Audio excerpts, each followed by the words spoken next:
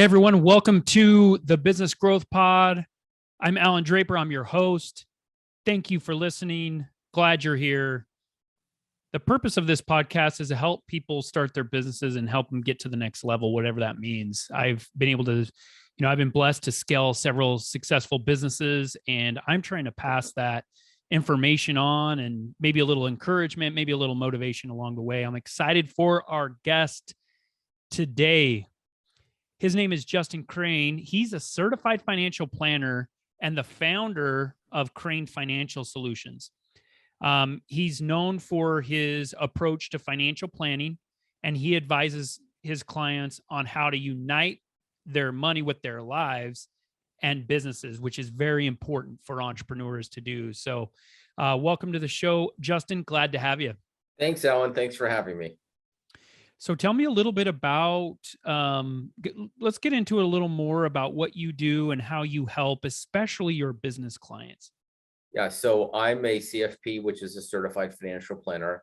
And when I started asking my clients, how much money do you have to make in your business to save for retirement or buy a house or put your kids through college or, I don't know, any of that stuff, pay off debt, they'd be like, I don't know. I'm like, well, what's going on with the numbers in your business? Who's advising you on that? How are you being strategic with that? Because I really believe that a business funds someone's personal goals. Like the entrepreneur doesn't fund the business funds the entrepreneur's personal goals. So I'm all about making more money and being smart with what you're doing financially, managing it so that you can do those things that you want personally. Gotcha. I think entrepreneurs run into this question fairly early, and that is, what do I do with any excess cash or capital that I might have?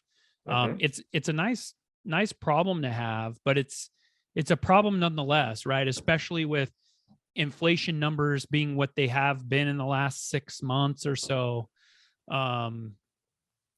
Just letting it sit there. And there's this balance. I was just advising somebody last night about this balance between having enough cash for investing in your company and operations, making sure that, you have a little bit of a safety net, but not so much that you're actually losing money by just keeping it liquid. Mm-hmm. Is that something that you've kind of seen in your experience? Yeah, I think that the more you can automate, the better. I think it's important to have like 1 or 2 or 3 months of your business expenses in a business emergency account, like a personal emergency account for yourself personally, right? So it's good to have an emergency account. And then it's good to automate your investments. So if you can automate the money that comes out of your business account and do an automatic transfer into a personal account, then set up your personal account to automatically invest in whatever it is that you want to. That removes the emotion of being like, oh, what should I do? Or forgetting to do it or getting lazy or whatever. I also believe that taxes are a really important thing. A lot of business owners don't plan for taxes. And a lot of times the CPAs and accountants can be more interested in what has happened rather than what is happening or what will happen. So I believe in automating a savings account for taxes as well. Yeah. This reminds me a little bit of what's that book, Profit First or something? Yeah, that's Mike Michalowicz. Yeah, Profit First, or The Automatic Millionaire from David Bach. Like all of this stuff that I'm saying, everyone knows. Everyone, it's like a reminder, but it's important to actually set it up and do it so that you feel like you can be in control and not reactive or proactive. Yeah. I read a lot of business books. I read about 1 a week. And I'm going to be honest, and I don't know what type of backlash I'm going to receive for this because I've heard, the raves about Profit First. There's some stuff I frankly just don't agree with. And the complexity of it. 5 accounts and all that. It's a lot. Yeah. And I think the principle can be true, but I honestly I'm a really high risk investor. I have a law degree. And so I have this huge safety net. Not everybody has that. Like if I lose everything that I have, I can go get a decent job practicing law. Not everybody has it. Not all entrepreneurs have that. And I don't take it for granted. But I didn't start a business to play it safe, man. I really didn't. And I think Mike Michalowicz's book is the equivalent for business as like Dave Ramsey's A Total Money Makeover is for personal, right? Where it's like, and there is a place and there is a market for that. I totally agree. If you're the type of person that's going to go out and with business funds, you know, put it into a personal account, you go buy a new car, or you buy a big screen TV, or you buy a liability, by all means, you know, find a better system. But if you're the type of person that's going to go reinvest in equipment or personnel, or, you know, I feel like you've already invested in yourself a little bit. Maybe it's time to double down to scale. And I talk a lot about that.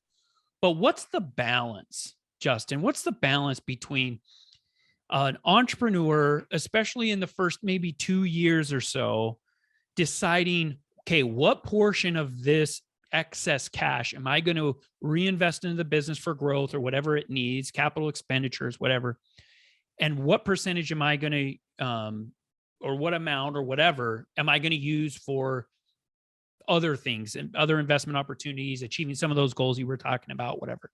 Yeah, I think it depends on the person's situation. I think you really need clarity. Like one of the most important things about money as an entrepreneur for the first year or two is you have to be really, really clear about how much money you have to pull out of the business to live. What's that number? Yeah. Is it 5,000, 10,000, 20? What's the number? What are you on the hook for, right? To put into your family bank account.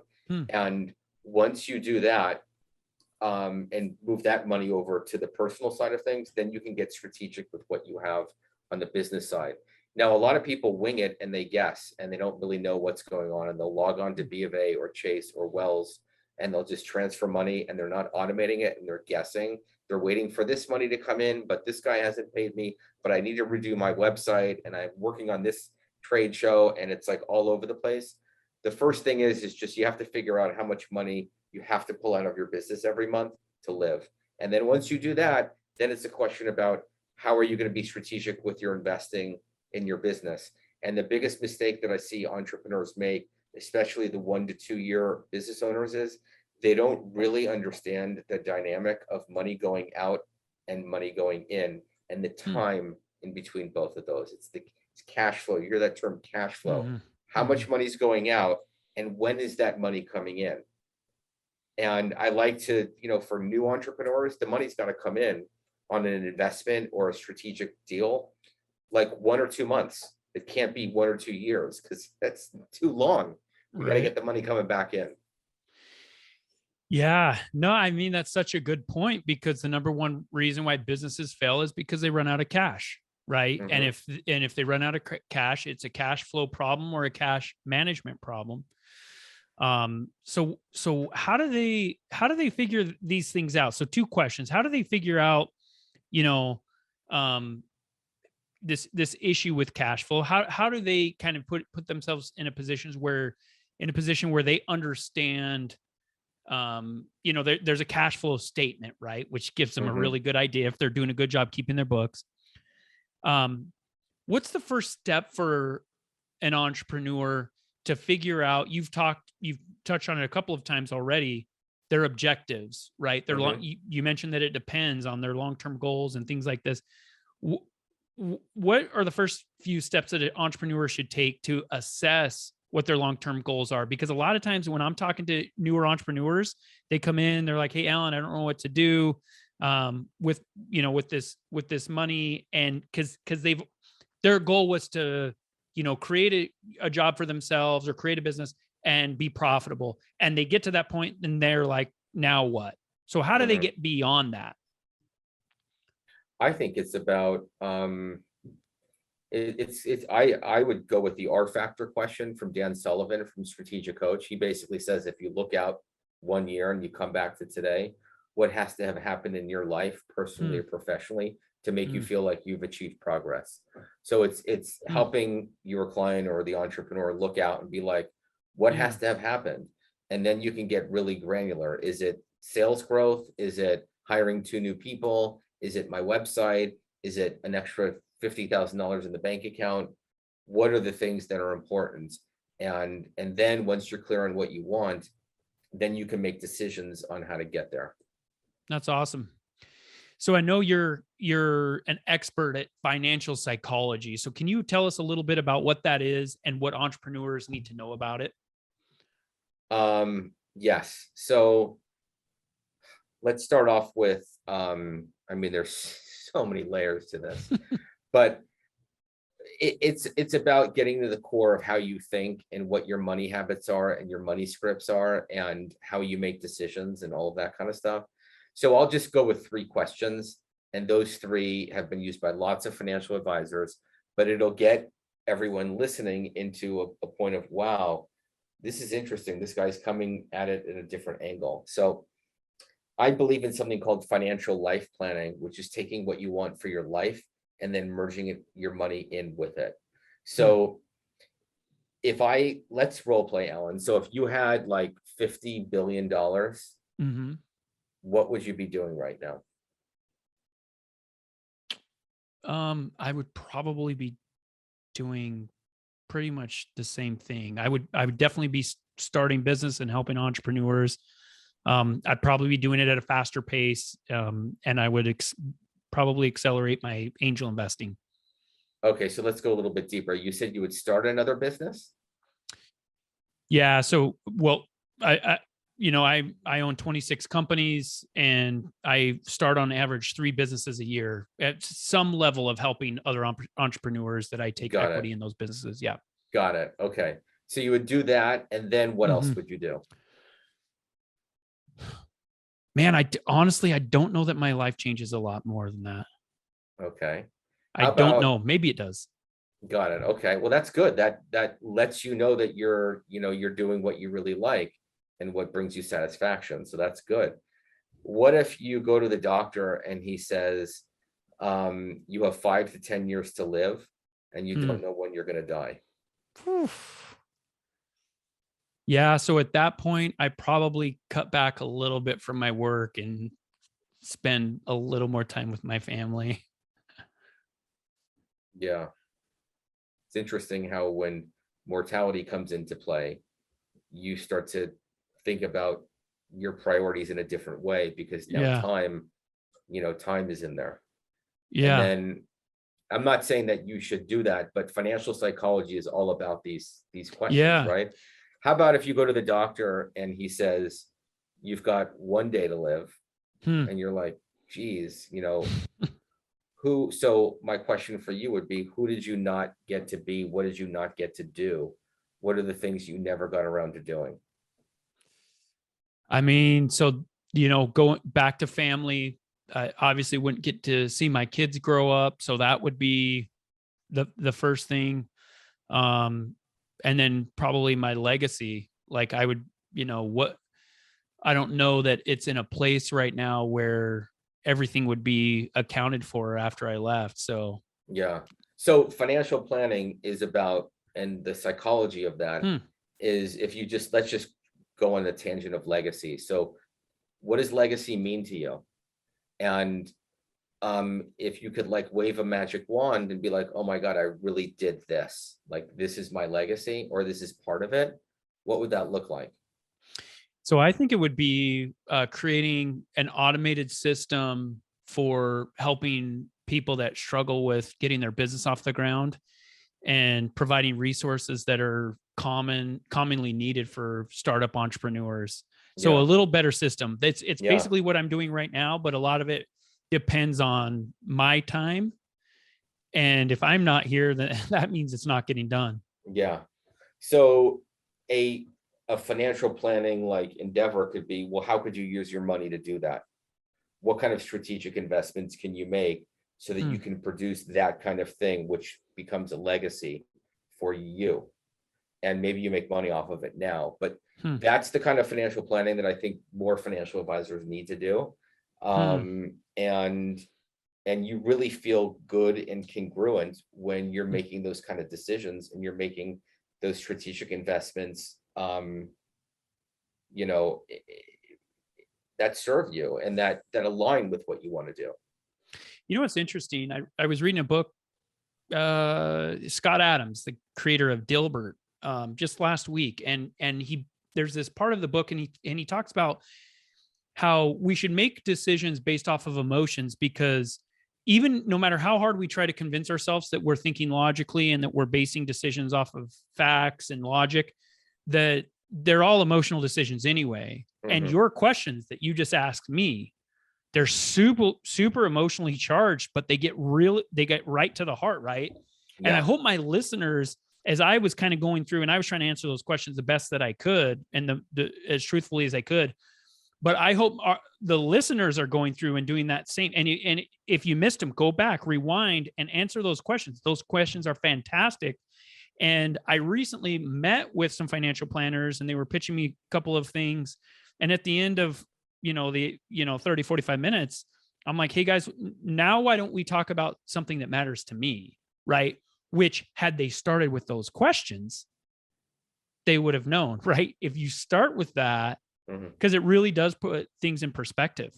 Yeah, it's interesting. I get this question a lot. I get um referred to clients and they're like, what do I have to bring? Like, I got to bring my investment statements, my 401ks, like, my IRA or whatever. Like, what kind of, and then they'll be like, what do I have to ask you? Like, I'm like, the other way around, just watch my process and how I get to Mm. know you. It's all about you.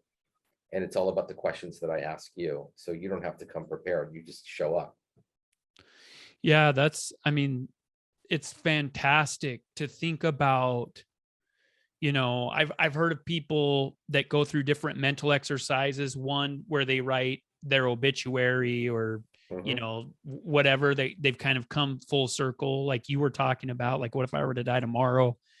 And they think about what they want people to say about them when everything's Yeah. said and done. And it's funny, Justin, because we go through day to day, and I'm like the worst offender. Just okay, what's the next task? What's the next fire I have to put out Mhm. without that bigger picture? What tips do you have for helping entrepreneurs or anyone for that matter, keep the feeling of those big questions? Do you think they should be asking those questions of themselves regularly? Or what can they do to kind of, zoom out and see, the bigger picture? Usually when what has to happen is their cousin has to get breast cancer. Their Mm. father has to pass away. Kobe, has to, Oh man. helicopter, like whatever it is, Russia, Ukraine, like you think of anything, when someone Yeah. has a near death life experience or they know someone very close to them, they get a lot more clear about what Hmm. do they want, cancer survivor or whatever. So if that generally doesn't happen, and that doesn't happen all of the time, I really think it gets down to working on yourself. And I mean, I been in therapy 11 years, still working on myself. I got divorced 11 years ago, Hmm. remarried shortly thereafter, blended family, all that.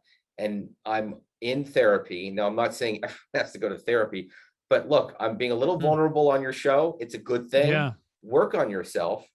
And if you're ready to absolutely. make those changes, then it's a lot easier to answer those questions. If you're not ready to make those changes and you just want to like go and have your head in the sand, and it's going to be the same way dealing with your money. If you really, if you're not aware of what's going on and you don't want to deal with it because you don't see it or you can't understand it, you're thinking that it's not your problem, but really it is something that you want to own. You just have to be ready to deal with it and wanting to deal with it and willing to deal with it. And if you're not, eventually your money or your life will eventually deal with you. So either you get in front of it and merge your money with your life, or you don't react and you just move on to the next thing. And eventually the chicken's going to come home to roost. Hmm. Yeah, you said a few things that really hit home. And it's kind of sad, but you're 100% right. You'll hear about an accident, or you'll hear about something that happens to a child, or and then you'll see all the different posts across social media platforms like, hey, go home and hug your kids tonight, right? And it's like, how do we preserve that feeling without constantly searching for terrible news, right? What do we Mhm. do to hug our kids like it's the last time when it's not the last time, right? I think that's such a that's the golden question.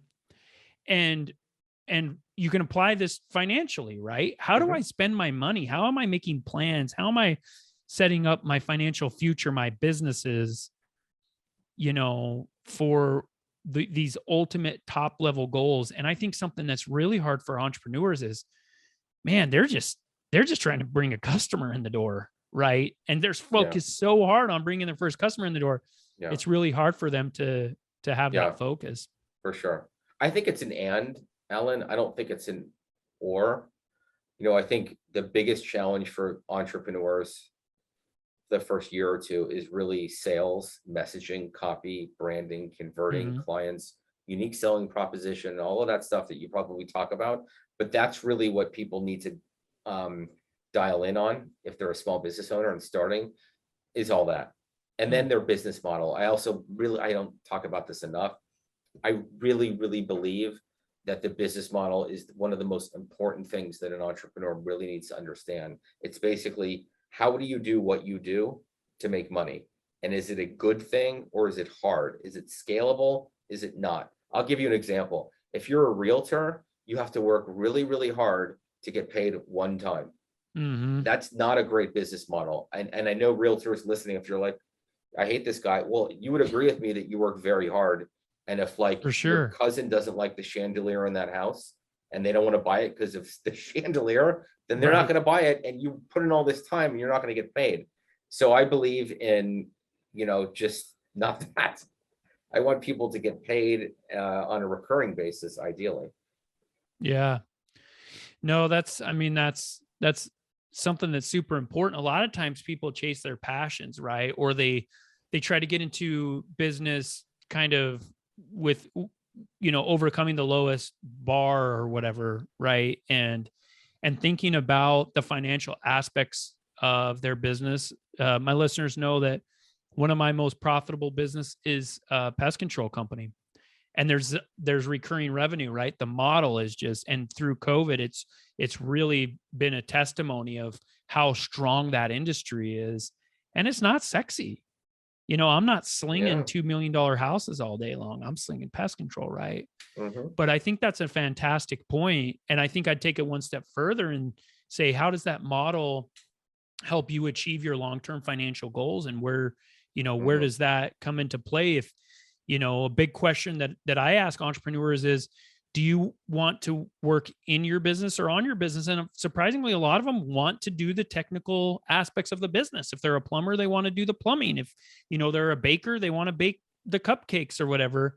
And that's not who I am. I create models that they're easy to replicate, and I put systems in place that can be done by, pretty much anybody. And I think that's a great question to ask in context of the financial aspects of the business. Cool.